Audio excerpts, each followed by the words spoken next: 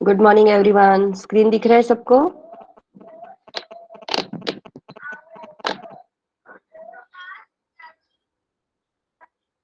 Yes, okay, thank you. So, in the last lecture, we have started unit number 2, that is verification of assets and liabilities.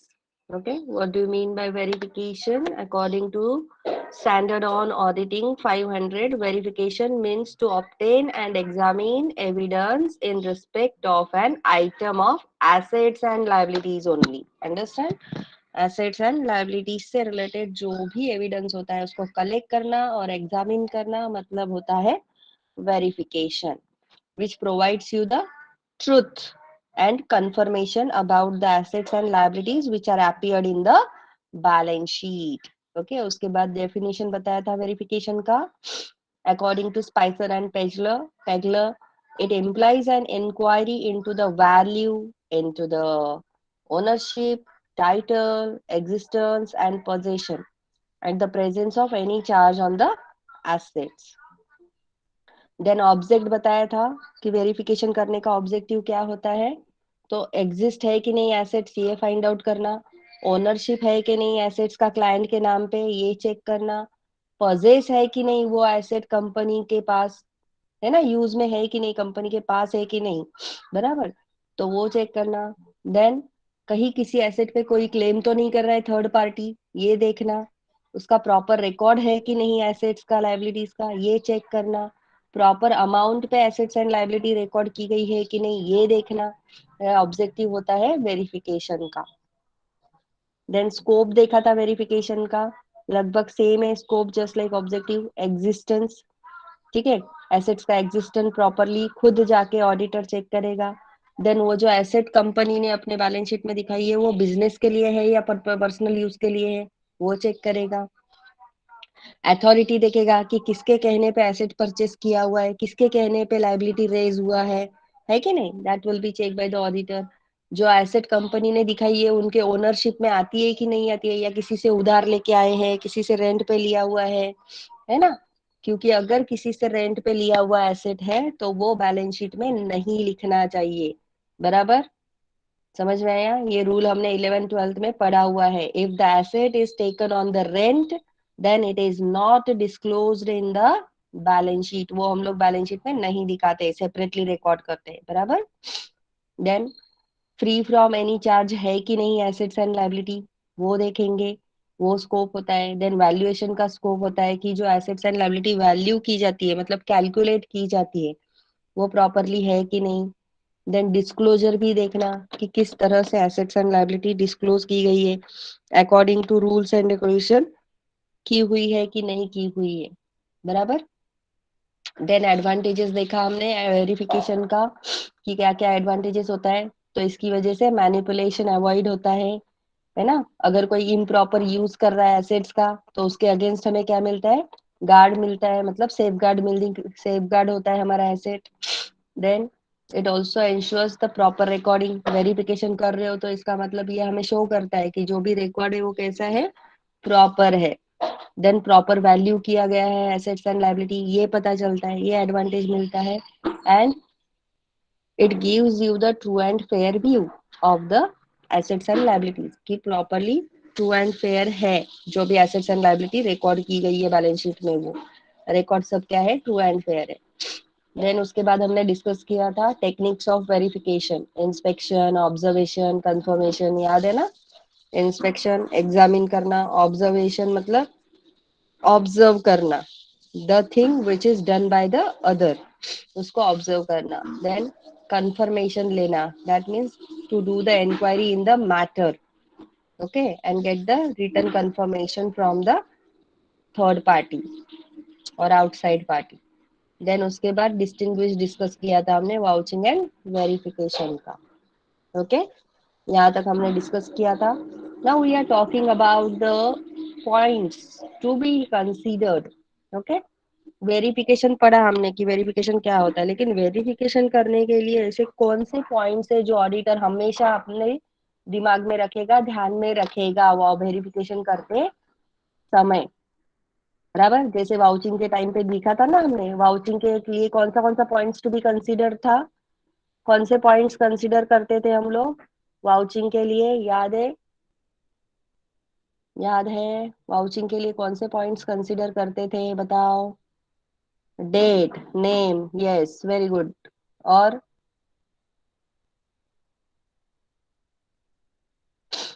और क्या था?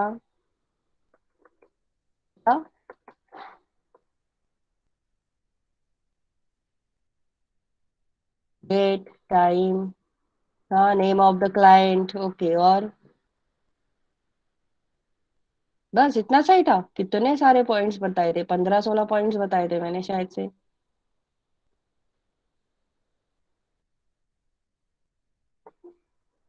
हाँ, head, head of the account, बराबर। Account का heading होता है वो कैसे होना चाहिए, प्रॉपर होना चाहिए, ओके। और क्या बताया था?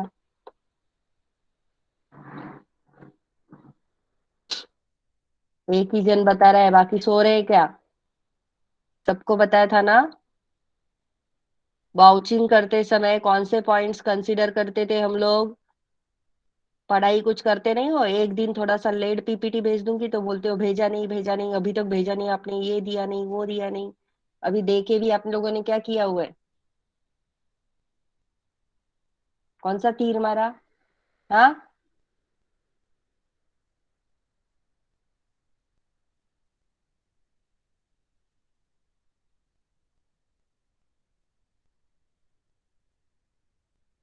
50 जन में सिर्फ एक जन जवाब दे रहे।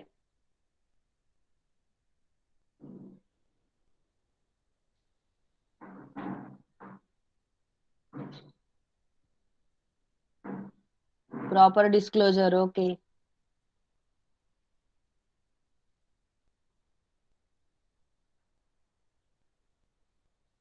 इसका मतलब किसी ने भी नोट्स बनाया हुआ नहीं है ना? बैठ के सिर्फ आराम कर रहे हैं घर पे बैठ के। एग्जाम घर से ही देना है ना? मैं भी देखती हूँ एग्जाम कैसे देते हो। जो मैंने पढ़ाया है, बोलते बोलते जो चीजें मैंने बोली है, उसी के ऊपर क्वेश्चन पूछूंगी, फिर देखती हूँ कितने लोग जवाब देते हैं।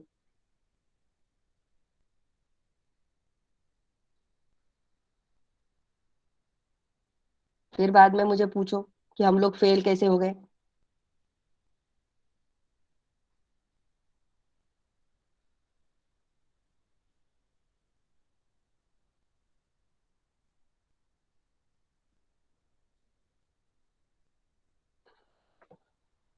ओके, वेरी गुड नम्रता।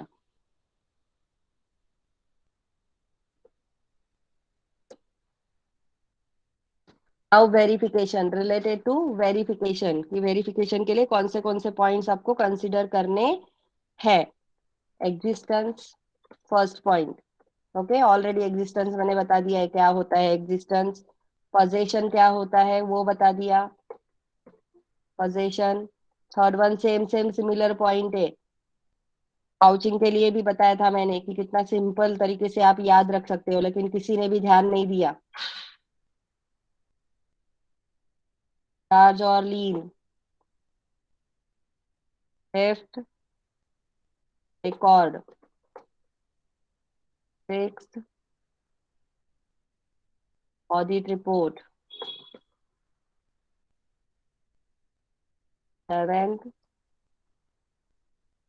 Events after balance sheet date.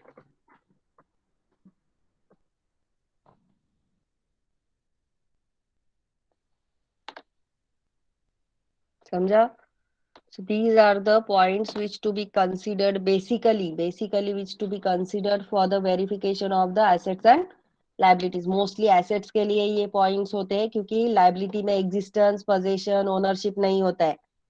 समझ में आया? ये 3 पॉइंट किस में होते हैं? एसेट्स में होते हैं, क्योंकि एसेट एग्जिस्टेड होती है। एग्जिस्टेंस, एग्जिस्टेड है कि नहीं सच में वो। ठीक है? The assets which are recorded in the balance sheet, whether they are existed in the company, factory, or any office of the company or not, that will be checked by the auditor.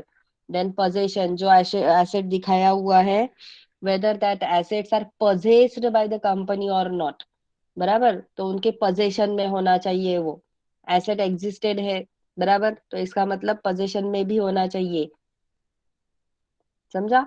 Then next one that is the ownership. Ownership मतलब क्या? Legal document. Legal document होना चाहिए purchase का, क्योंकि balance sheet में हम लोग वही एसेट दिखाते हैं जो already legally purchased by the company ने, जो खुद के लिए परचेस किया हुआ है वही एसेट दिखाते हैं हम लोग। बराबर? अभी थोड़ी देर पहले बोल बताया मैंने कि अगर कंपनी को किसी पर्टिकुलर बड़ी मशीन का जरूरत है और वो बड़ी मशीन अगर कंपनी ने लीज पे लिया है, किस पे लिया है? रेंट पे लिया हुआ है, लीज पे लिया हुआ है, then it should not be recorded in the balance sheet. तो वो बैलेंस शीट में रिकॉर्ड नहीं होगा, क्योंकि वो तो रेंट पे है ना, कुछ दिन कंपनी में रहेगा और कुछ बाद में फिर वो वापस कर देगा। तो वो कंपनी की एसेट है क्या? नहीं, company doesn't own that particular asset. तो ऐसा ओनरशिप वो चेक करेगा ऑडिटर। देन चार्ज और लीन। चार्ज और लीन दोनों में आता है कि कोई थर्ड पार्टी क्लेम कर रही है क्या, कुछ डिस्प्यूट्स है क्या एसेट्स एंड लाइबिलिटीज में। बराबर? जैसे कि मैंने बोला ना, लीज पे एसेट लिया हुआ है, ठीक है, और कंपनी अपने बैलेंस शीट में उस एसेट को अपना एसेट दिखा रही है, तो ऑब्वियसली जो थर्ड पार्टी रहेगा जिसने वो एसेट उसको लीज पे बेचा रहेगा, वो क्लेम कर सकता है कि नहीं अपने एसेट पे? क्लेम कर सकता है ना? तो ऐसा कोई चार्ज किया हुआ है क्या, क्लेम किया हुआ है क्या किसी ने किसी एसेट पे और लायबिलिटी पे? That will be check by the auditor. Then record. whatever the record is maintained by the company related to the assets and liabilities, that will be confirmed by the auditor। बराबर? वो auditor क्या करेगा? Confirm करेगा कि in the books of accounts the assets and properly record है कि नहीं है। क्योंकि ऐसा नहीं होना चाहिए कि एसेट है लेकिन वो ओमिट की गई है अकाउंट में से। बराबर? कंपनी में वो एसेट दिख रही है लेकिन बुक्स ऑफ अकाउंट में नहीं दिख रही है। हो सकता है देयर में बी एरर ऑफ ओमिशन। समझ में आया?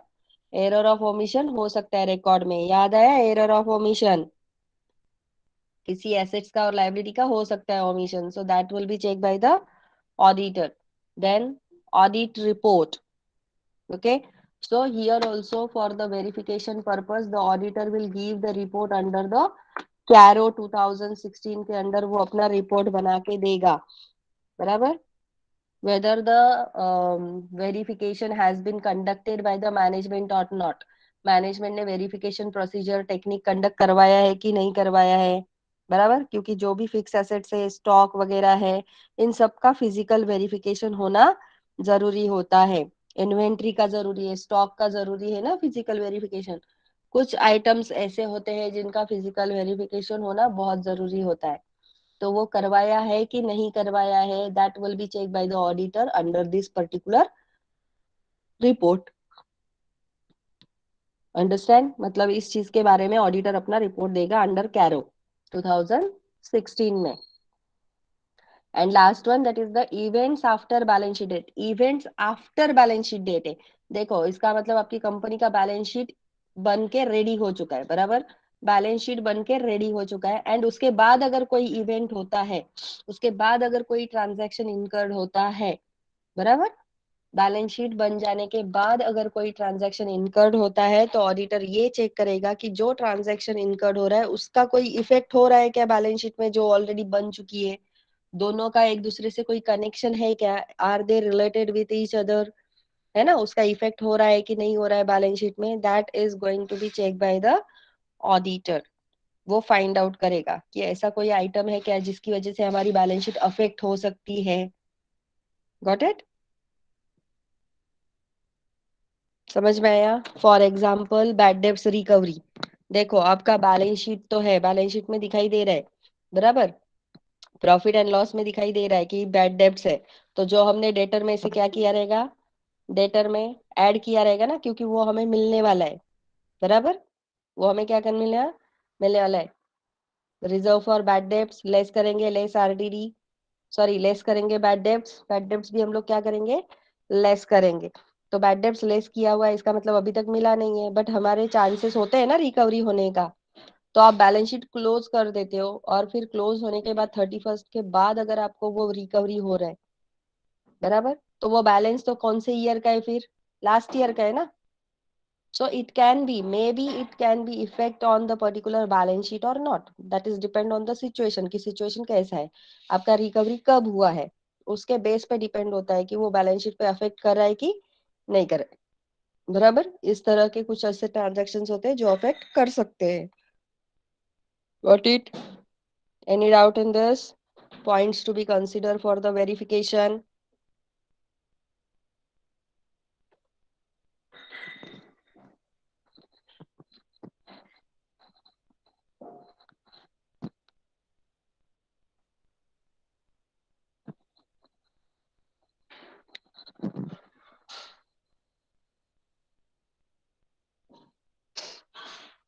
किसी पॉइंट में डाउट है किसी को?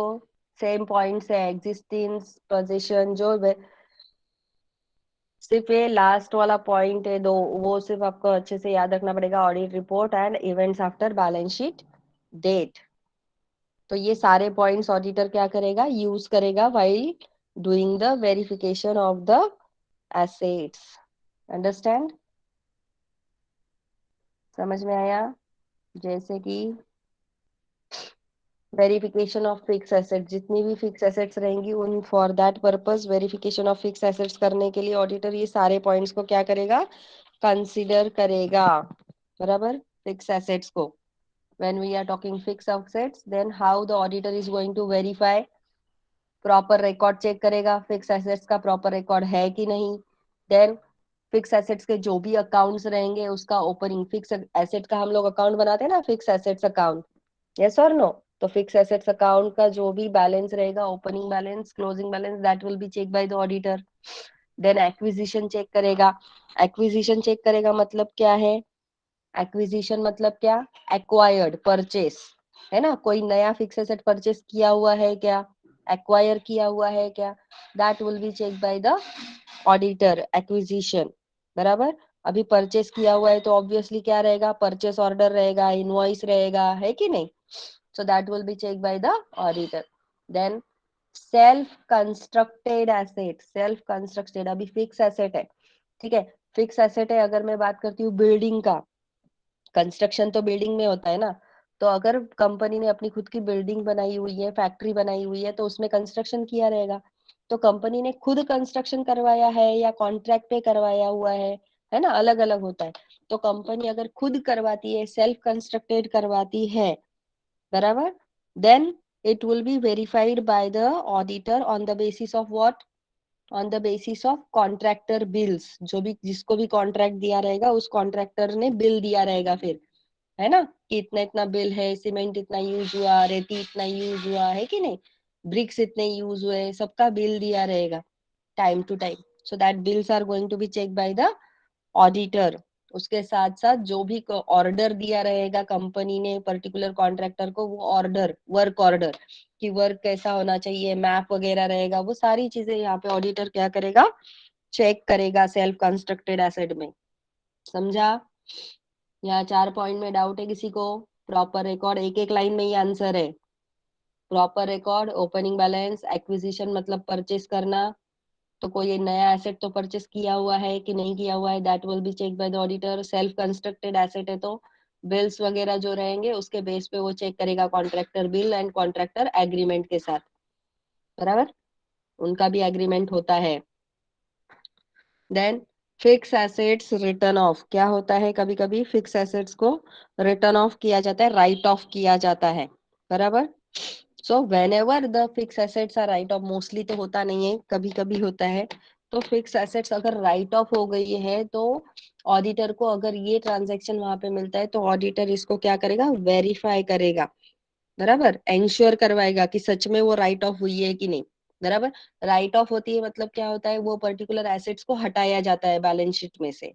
Got it?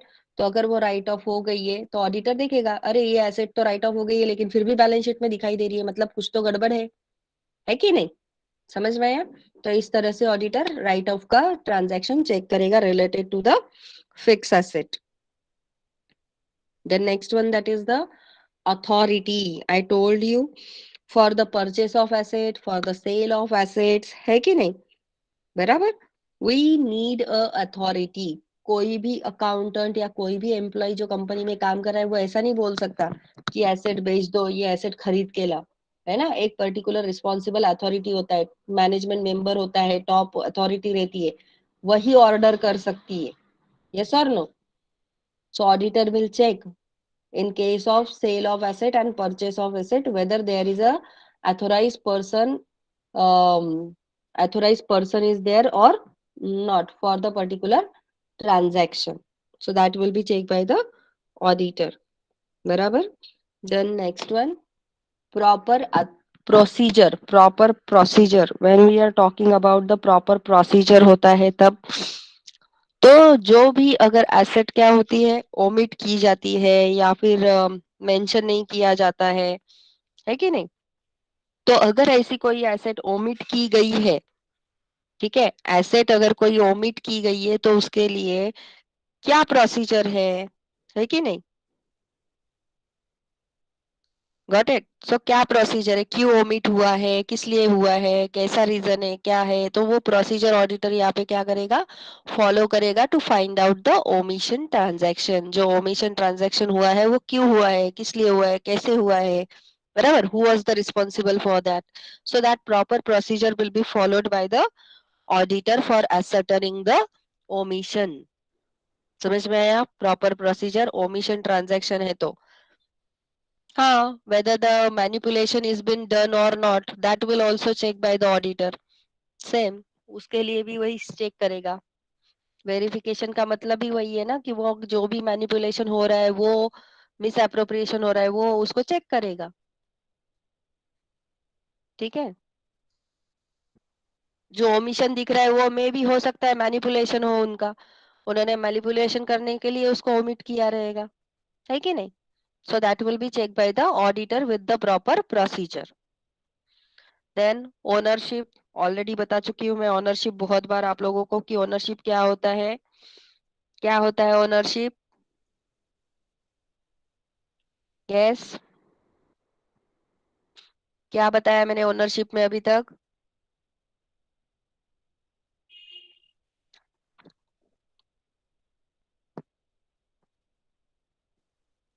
ओन होना चाहिए, ओन ओनरशिप, आप खुद ओनर होने चाहिए उस एसेट्स के, बराबर। So that will be check by the auditor on the bill, on the basis of the purchase bill और टाइटल डीड, कि जो पर फिक्स एसेट परचेस किया हुआ है उसके टाइटल डीड में, उसके एग्रीमेंट में, उसके बिल में क्या लिखा हुआ है, कौन मालिक है, बराबर। तो वो ownership that will be check by the auditor. Existence, अगर कंपनी ने कोई फिक्स एसेट परचेस किया हुआ है, फिक्स एसेट है, फिक्स एसेट मतलब क्या होती है, फिक्स एसेट मतलब प्लांट एंड मशीनरी हो सकती है, फर्नीचर हो सकती है, the asset which you can touch, which we can see, बराबर। तो इन चीजों को ऑडिटर खुद जाके देखेगा कि सच में वो एसेट वहां पे कंपनी में एग्जिस्टेड है कि नहीं है। जैसे कि फॉर एग्जांपल बताया था मैंने कि कंपनी ने फर्नीचर परचेस किया है ऑफिस के लिए, बराबर है ना, तो वहां पे हम लोग क्या लिखते हैं, ऑफिस फर्नीचर। तो ऑडिटर ऑफिस फर्नीचर का ट्रांजैक्शन देखेगा और ऑफिस में जाके देखेगा कि कौन सा फर्नीचर परचेस किया है, सेम है कि नहीं, क्योंकि उसके बिल में तो डिटेल लिखा रहता है ना कि कौन सा फर्नीचर परचेस किया है, 2 सीटर सोफा है या 4 सीटर सोफा है ना, या चेयर्स है, 2 चेयर्स है, 3 चेयर्स है कि नहीं, वो लिखा हुआ रहता है। So that will be check by the auditor. Then method of verification, method of verification, बराबर। So auditor will ensure you that the method of verification which he is using is a reasonable method, मतलब proper method वो use कर रहा है। Understand? According to the transaction, the auditor is using the proper method for the verification purpose. Okay जहाँ पे verification technique की जरूरत है वहां पे वेरिफिकेशन यूज करेगा, जहाँ पे इंस्पेक्शन की जरूरत है वहां पे इंस्पेक्शन मेथड यूज करेगा, जहाँ पे ऑब्जर्वेशन की जरूरत है वहां पे ऑब्जर्वेशन मेथड यूज करेगा, है ना, जहाँ पे कंफर्मेशन मेथड की जरूरत है वहां पे कंफर्मेशन मेथड यूज करेगा, जहाँ पे वैल्यूएशन की जरूरत है वहां पे वैल्यूएशन मेथड यूज करेगा। Understand? So valuation is a part of verification, बराबर। So that will be check by the auditor. Then next one that is the test check record.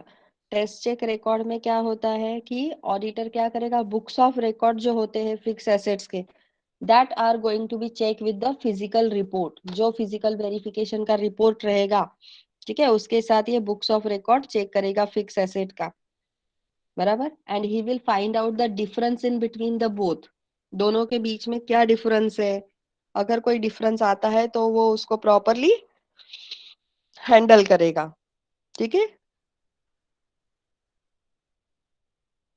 Then charge और लीन, charge और लीन मतलब क्या, claim, है ना, अगर किसी थर्ड पार्टी ने किसी एसेट पे, कंपनी की एसेट पे क्लेम किया हुआ है, that will be check by the auditor. वो ऑडिटर चेक करेगा, देन ऑडिटर विल वेरीफाई। ठीक है। फॉर एग्जाम्पल, अगर लोन लिया हुआ है कंपनी ने, क्या लिया हुआ है, लोन लिया हुआ है, और कंपनी पेमेंट नहीं कर रही है, तो बैंक क्या करेगी, उसके ऊपर चार्ज करेगी ना, बराबर कि नहीं, क्लेम करेगी कि आपने हमसे लोन लिया है, अभी तक पेमेंट नहीं किया, ये नहीं किया, वो नहीं किया।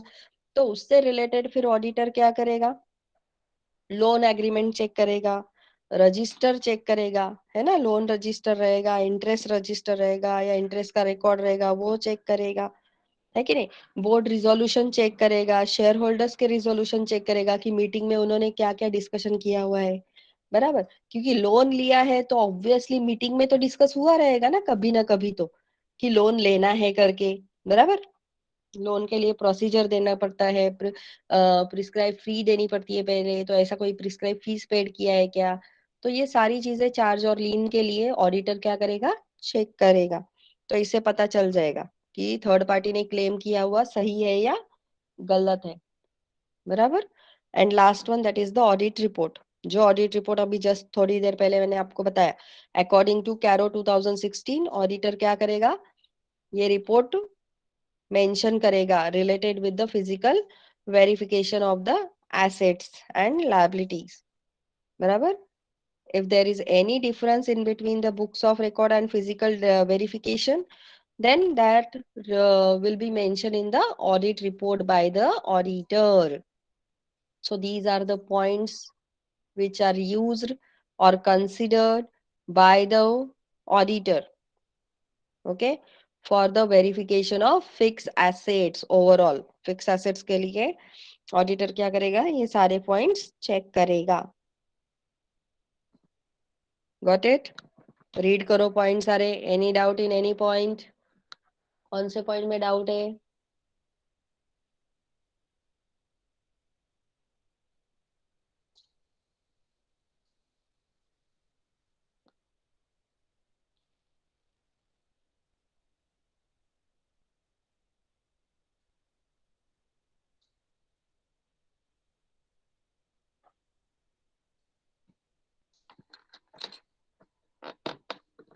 Yes, all of you. Any doubt in any point?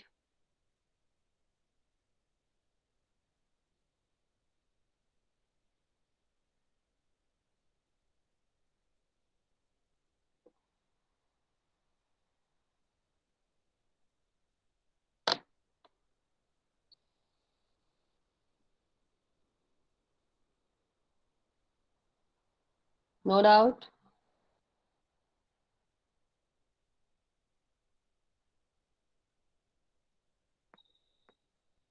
Okay, very good.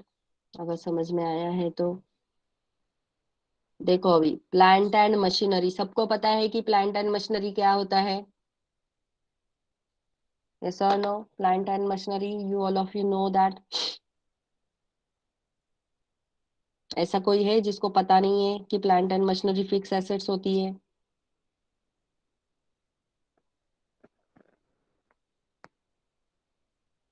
हम्म।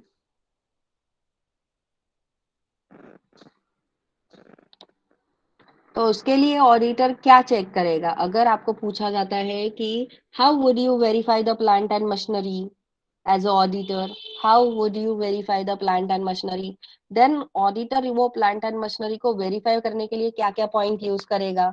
देखो, ओनरशिप तो कॉमन है, बराबर, ओनरशिप, चार्ज और लीन, एंड और एक पॉइंट रहेगा, एग्जिस्टेंस नहीं दिख रहा है क्या यहाँ पे, एग्जिस्टेंस, एग्जिस्टेंस वाला पॉइंट और एक ऐड हो जाएगा यहाँ पे। हाँ, एग्जिस्टेंस मतलब फिजिकल वेरिफिकेशन। ओके, एग्जिस्टेंस मतलब क्या, फिजिकल वेरिफिकेशन, कि एग्जिस्टेड है कि नहीं, उसको हम लोग जाके खुद देखेंगे ना, टच करके और देख के, बराबर। सो एग्जिस्टेंस, है कि नहीं। सो ये मेन बेसिक पॉइंट है, ये तो हम लोग फिक्स एसेट्स में देखेंगे ही, बराबर। अंडरस्टैंड, ये मेन पॉइंट रहेंगे। Then review of internal control system.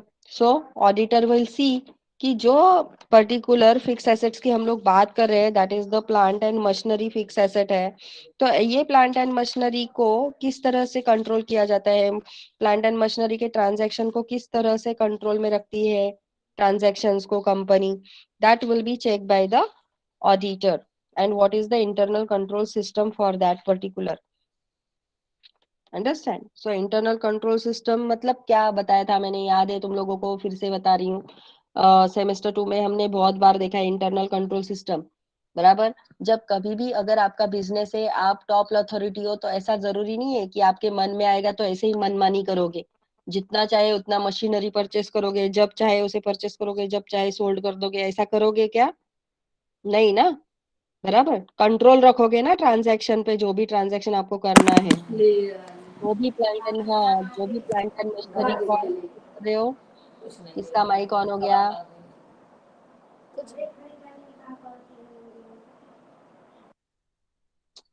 Okay. तो जब कभी भी आप प्लांट एंड मशीनरी को क्या करोगे, परचेस करने जाओगे, तो सोच समझ के परचेस करोगे कि आपको उस मशीनरी की कंपनी में जरूरत है कि नहीं है ना।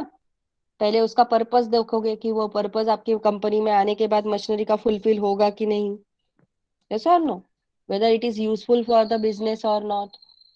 और अगर मशीनरी लेनी है तो कितनी मशीनरीज लेनी है, एक लेनी है, दो लेनी है, हाँ, पॉलिसी कैसे मेंटेन करना है आपको परचेस के लिए, सेल्स के लिए, that is only. So that is the review of internal control. उसके ऊपर एक्सपेंसेस जो करने हैं वो कैपिटल एक्सपेंडिचर्स है, तो उसको प्रॉपरली हम लोग किस तरह से हैंडल करेंगे, है कि नहीं। So that all things are going to be in a controlled manner. तो वो सिस्टम चेक करेगा ऑडिटर की वो पूरा ट्रांजेक्शन कंट्रोल में है या नहीं। देन प्लांट एंड मशीनरी जो परचेस की हुई है, उसका परचेस बिल कंपनी के नाम से है कि नहीं, मतलब कंपनी ने ओन किया हुआ है कि नहीं legally plant and machinery, that will be check by the auditor. Scrutiny करेगा, स्क्रूटीनी मतलब क्या, एनालाइज करेगा। क्या करेगा, एनालाइज करेगा ऑडिटर। जो भी लेजर अकाउंट हम लोग, देखो प्लांट एंड मशीनरी का लेजर अकाउंट बनाते हैं कि नहीं, बैलेंस शीट में भी एंट्री करते हैं और उसका लेजर भी बनाते हैं, बराबर। तो लेजर जब बनाओगे प्लांट एंड मशीनरी अकाउंट का, that will be check by the auditor, and he will see the purchase and sale of the particular plant and machinery, है ना। उसको एनालाइज करेगा, मतलब वो उस अकाउंट को, प्लांट एंड मशीनरी के अकाउंट को। फिर बाद में वो चेक करेगा कि प्लांट एंड मशीनरी के ऊपर कोई चार्ज और लीन तो नहीं है, किसी थर्ड पार्टी ने क्लेम तो नहीं किया हुआ है कि ये मशीनरी मेरा है करके, ऐसे, है कि नहीं। That will be check by the auditor.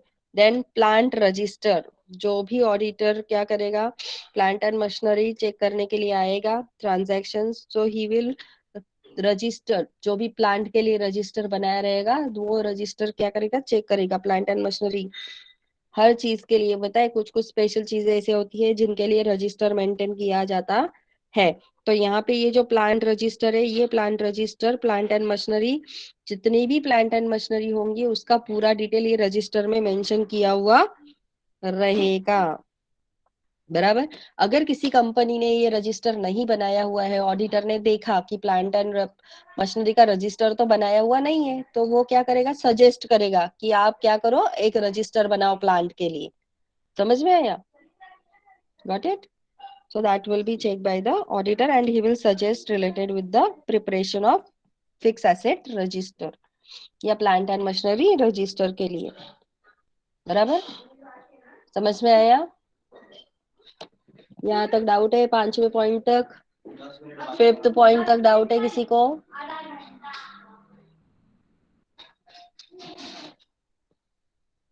Okay, very good. Then adequate depreciation, adequate होना चाहिए, प्रॉपर डेप्रिसिएशन चार्ज होना चाहिए, बराबर। डेप्रिसिएशन हम अपने मन से ऐसा ही कैसे भी डेप्रिसिएशन चार्ज करते हैं क्या? नहीं, because it is depend on the life of the asset, बराबर। लाइफ ऑफ द एसेट के ऊपर डिपेंड होता है depreciation, understand. So whatever depreciation is provided in the balance sheet और profit and loss account, that should be adequate होना चाहिए, proper rules and regulations के साथ वो डेप्रिसिएशन ये होना चाहिए, कैलकुलेट होना चाहिए। Then consistency in depreciation, consistency in depreciation मतलब क्या, डेप्रिसिएशन को कैलकुलेट करने के अलग अलग मेथड होते हैं, क्या होते हैं, अलग अलग मेथड्स होते हैं। तो अभी सपोज देखो, रिड्यूसिंग बैलेंस मेथड है और फिक्स इंस्टॉलमेंट मेथड है, ठीक है, अभी मेरी कंपनी है, मेरी कंपनी में ये साल मैंने फिक्स इंस्टॉलमेंट मेथड किया, ठीक है, फिक्स इंस्टॉलमेंट मेथड से डेप्रिसिएशन कैलकुलेट किया। फिर अगले साल मेरी कंपनी ने बैलेंस शीट बनाया, उसमें रिड्यूसिंग बैलेंस मेथड यूज किया, है कि नहीं? तो ये जो यूज करने का तरीका है मेथड का, ये क्या होना चाहिए? कंसिस्टेंस होना चाहिए। ये कंसिस्टेंटली एक ही मेथड के थ्रू डेप्रिसिएशन चार्ज करना चाहिए आपको, no it should not be changed, है ना? ये हर वक्त ऐसा प्रॉपर चेंज नहीं होना चाहिए। 6 महीने नहीं तो हो सकता है ना, 6 महीने मैंने फिक्स इंस्टॉलमेंट में निकाला और 6 महीने फिर रिड्यूसिंग बैलेंस पे डेप्रिसिएशन निकाला। ये करेक्ट है क्या, बताओ? अलग अलग मेथड से एक साल में मैंने 2-3 बार मेथड्स चेंज कर दिए, चलेगा क्या?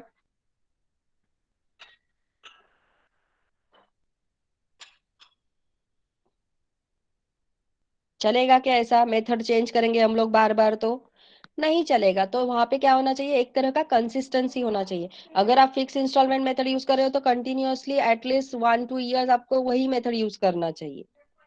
समझ में आया? ईयर टू ईयर आपको क्या करना चाहिए? कंसिस्टेंटली मेथड यूज करना चाहिए। सो वो ऑडिटर चेक करेगा कि आपने कंसिस्टेंसी रखा हुआ है कि नहीं। देन इंस्टॉलेशन एक्सपेंसेस, अभी प्लांट एंड मशीनरी की बात कर रहे हैं तो प्लांट एंड मशीनरी हमें क्या करनी पड़ती है? मशीनरी इंस्टॉल कर, बराबर, इंस्टॉल करवानी पड़ती है कि नहीं? तो इंस्टॉलेशन एक्सपेंसेस लगते हैं। तो जब कभी भी इंस्टॉलेशन एक्सपेंसेस चार्ज होते हैं, कंपनी पे करती है, तो that installation expenses should be treated as a capitalised expenses. Capital nature हो जाता है फिर उसका, पता है ना सबको? सो वो कैपिटल नेचर एक्सपेंसेस प्रॉपरली क्या करने चाहिए? रिकॉर्ड करने चाहिए एज अ कैपिटल एक्सपेंडिचर करके। Got it? Then next one है separate reserve. Separate reserve maintain किया जाता है। अभी सेपरेट रिजर्व क्यों मेंटेन किया जाता है? क्योंकि हमारी एसेट्स जो होती है ना, हमारी जो एसेट्स होती है वो कभी कभी रीवैल्यू हो जाती है या डीवैल्यूड हो जाती है ना? डेप्रिसिएशन हो जाता है या फिर एप्रिसिएशन हो जाता है। यस और नो? रीवैल्यूड हो जाती है ना, हम उसको रीवैल्यूड करते हैं हमारी एसेट्स को according to the market value. तो वो रीवैल्यूड होती है। तो जब कभी भी हम लोग क्या करते हैं, कोई एसेट्स हो एक्वायर करते हैं, ठीक है, तो सपोज अगर फॉरेन से आपको हमने कोई एसेट परचेस किया हुआ है, बराबर, if the asset is acquired और purchase from a foreign country, बराबर, देन ऑब्वियसली उसके लिए जो सेपरेट रिजर्व कैलकुलेट होगा तो उसमें क्या होगा? हमें वो प्रॉपरली सेपरेटली मेंटेन करना पड़ेगा। जो भी हम लोग रिजर्व रखेंगे, जो भी अमाउंट रिजर्व होगा, that should be properly calculated. तो सेपरेटली रखना चाहिए, वो अमाउंट हमें रिजर्व रखना चाहिए। So at that time the reserve account will be created. Understand? For revaluation मतलब क्या? रीवैल्यूएशन, मार्केट में वैल्यू कम डाउन होती रहती है ना, अप्स एंड डाउन होती है, बराबर, रीवैल्यू होती रहती है। अभी मैंने कॉस्ट पे मशीन लिया, मुझे बताओ, कॉस्ट पे मैंने 50,000 का मशीन लिया, ये साल मैंने 50,000 का मशीन लिया और उसका डेप्रिसिएशन 5,000 हो गया। तो अगले साल मेरे इसका मशीन का वैल्यू क्या होगा? 45,000 हो जाएगा। हो सकता है मार्केट में उसकी वैल्यू कितनी हो जाए? 35,000 हो जाए। डिपेंड्स है ना, रीवैल्यूएशन होता रहता है फिक्स एसेट्स का। लैंड का कभी डेप्रिसिएशन नहीं होता है। लैंड के टाइम पे ध्यान रखना, land never get depreciated. Land का हमेशा अप्रिसिएशन होता है। लैंड, लैंड एंड बिल्डिंग बोलते हैं ना हम लोग, फिक्स एसेट है हमारा, तो उसमें जो लैंड होता है, that land never gets depreciated. Understand? Land का हमेशा रिवैल्यूएशन होता है अप्रिसिएशन में। चेंज होना, रीवैल्यू मतलब क्या? चेंज होना, या तो ज्यादा बढ़ेगा या तो कम हो जाएगा अमाउंट। यस और नो? सेम थोड़ी रहता है। सेम रहता है कि हमेशा? नहीं, इट गेट्स चेंज्ड, मतलब रीवैल्यूएशन हो गया उसका। ओके? तो ये रीवैल्यूएशन और डीवैल्यूएशन जब कभी भी होता है एसेट्स का, so in that time a separate reserve account is created. तो अगर बैलेंस शीट में दिख रहा है सेपरेट रिजर्व अकाउंट, तो that will be check by the auditor कि क्यों क्रिएट किया गया है, is there any revaluation or devaluation of the assets is happening or not. Understand? That will be checked by the auditor. Clear? up to 9 point तक समझ में आया सबको?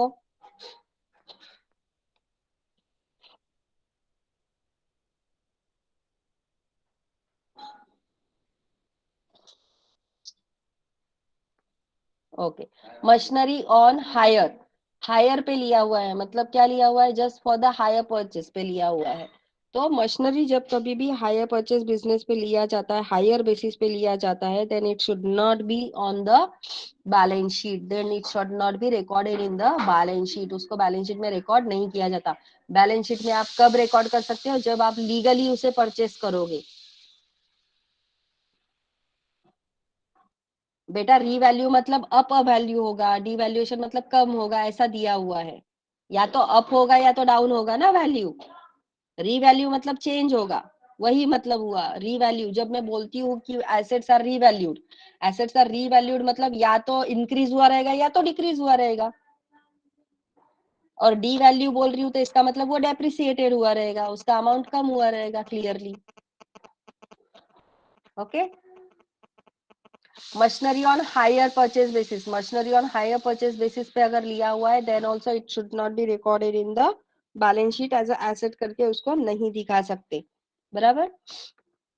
So that will be checked by the auditor whether the machinery is purchased on higher basis or not, जो भी record किया गया है। देन फिजिकल वेरिफिकेशन, एग्जिस्टेड है कि नहीं, जो मशीनरी बैलेंस शीट में दिखाई गई है वो एग्जिस्टेड है कि नहीं, उसको जाके खुद अपनी आंखों से देखेगा, बराबर। दैट इज फिजिकल वेरिफिकेशन, मतलब एग्जिस्टेंस चेक करेगा, फिजिकली चेक करेगा, उसको वेरीफाई करेगा। Then sale of plant and machinery, sale किया, प्लांट एंड मशीनरी क्या किया, सेल किया। तो sale of plant and machinery का ट्रांजैक्शन रहेगा तो ऑडिटर ये देखेगा कि कौन सा मशीन सेल किया, बराबर। भंगार, वो जो भंगार में चला गया था मशीनरी वो सेल किया, या फिर मशीनरी को ट्रांसफर किया गया है, किस तरह से सेल हुआ है मशीनरी का, अंडरस्टैंड। और अगर सेल हुआ है तो उसमें फिर प्रॉफिट हुआ है कि लॉस हुआ है, that will be check by the auditor, इस तरह से। देन ओपनिंग बैलेंस, जो भी अकाउंट का प्लांट एंड मशीनरी का अकाउंट का जो भी बैलेंस दिख रहा है, opening balance, that opening balance of the plant and machinery account will be checked by the auditor from the last year audited statement. जो लास्ट ईयर का ऑडिटेड स्टेटमेंट रहेगा उसमें दिया हुआ रहेगा ना एसेट्स का वैल्यू, तो उसके बेस पे वो करंट ईयर का ओपनिंग बैलेंस चेक करेगा, दोनों मैच हो रहे कि नहीं हो रहे, because the opening balance of the current year is the closing balance of the last year. Yes or no? So that will be checked by the auditor. Then proper authority, ये भी मैंने 2-3 बार already बता दिया है कि proper authority क्या होता है। अगर सेल हुआ है, परचेस हुआ है तो किसके कहने पे हुआ है, प्रॉपर अथॉरिटी के कहने पे हुआ है या नहीं हुआ है, that will be check by the auditor. Then plant and machinery at abroad, plant and machinery कहाँ पे है, अब्रॉड में है। अब्रॉड मतलब क्या, आउटसाइड कंट्रीज, बराबर। मेरी कंपनी है, मेरी कंपनी चल रही है, अभी मेरी कंपनी का मैंने एक प्लांट एंड मशीनरी परचेस किया, लेकिन उसको मैंने कहाँ पे रखा हुआ है, अब्रॉड में रखा हुआ है। कहाँ पे रखा हुआ है, अब्रॉड में, यूके में रखा हुआ है, बराबर। तो यूके में भी एक ऑफिस है, मैंने वहां पे उसको रखा हुआ है प्लांट एंड मशीनरी को। तो इसके लिए फिर ऑडिटर क्या करेगा, so in this case the auditor will get a certificate from the local auditor. वहां पे यूके में जो लोकल ऑडिटर रहेगा, बराबर, क्योंकि वहां पे भी मेरा ऑफिस है ना, तो यहाँ का ऑडिटर अगर नहीं है, वहां का दूसरा ऑडिटर है, तो वो सर्टिफिकेट बना के भेजेगा कि प्लांट एंड मशीनरी यहाँ के ऑफिस में अवेलेबल है। समझ में आया, उसका सर्टिफिकेशन देगा वो, गॉट इट। और अगर एक ही ऑडिटर है, मेरा मेन ऑडिटर जो है, वही मेन ऑडिटर यूके ऑफिस में जाएगा और चेक करके आएगा। लास्ट टाइम बताया था ना किस तरह से ब्रांचेस रहेंगे तो चेक करेगा। अगर आउटसाइड कंट्री में है तो अलग से कोई ऑडिटर अपॉइंट किया है मैंने लोहा का लोकल, तो लोकल ऑडिटर रहेगा, या फिर यहाँ से ही मैं अपने मेन ऑडिटर को भेजूंगी, बराबर। तो वो चेक करके आएगा सच में वहां पे है या नहीं, वेरीफाई करके आएगा, दैट्स इट। तो कैरो 2016, कैरो 2016 मतलब क्या है, ये ऑडिट रिपोर्ट है, इसी को दूसरा नाम क्या बोलते हैं, ऑडिट रिपोर्ट, बराबर। So last point, the auditor will provide the report under CARO 2016 whether the account maintained for the plant and machinery is relate with the rules and regulation or not, बराबर, समझ में आया, that's it. So all these are point related to the plant and machinery. Any doubt in this?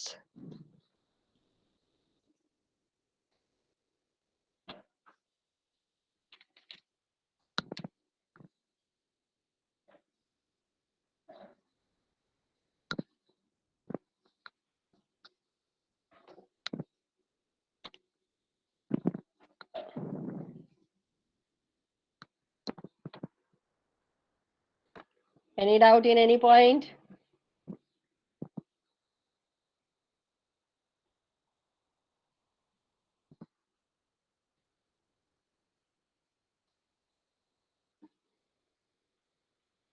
No doubt? Okay, fine. So today is their 12:40 को फिर से lecture है ना? Okay. So now we will stop here and we will meet in the last lecture at 12:40.